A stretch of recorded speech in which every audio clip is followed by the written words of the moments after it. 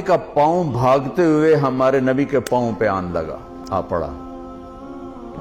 تو وہ جوتا تھا، جنگی جوتا، ہارڈ قسم کا، تو آپ کو تکلیف ہوئی تو آپ کے ہاتھ میں ایک چھڑی تھی، آپ نے اس کو بھاگتے کو یوں ماری، کہا اوجعتنی، سوٹا نہیں تھا، چھڑی تھی۔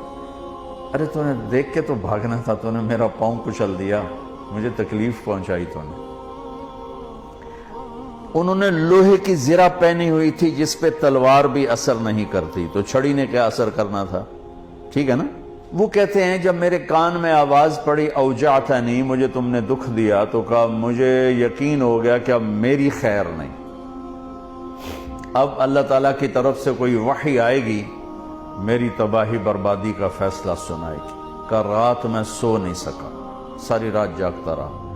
فجر کی نماز پڑھی تو اعلان، اپنے خیمے میں پہنچا تو اعلان ہوا کہ جس شخص کا پاؤں اللہ کے نبی کے پاؤں پہ آیا تھا وہ حاضر ہو جائے، جس کا پاؤں نبی کے پاؤں پہ پڑ گیا تھا وہ حاضر ہو جائے۔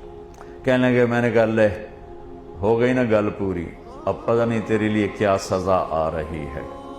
کہ میں ڈرتے ڈرتے پہنچا، آپ تشریف فرما تھے، آپ نے مجھے دیکھ کے تبسم فرمایا اور فرمایا کہ میرے بھائی، کل میں نے آپ کو چھڑی ماری تھی، وہ پاؤں والی بات ہی چھوڑ دی، کل میں نے آپ کو چھڑی ماری تھی تو میں اس پہ معافی مانگنے کے لیے آپ کو بلایا ہے۔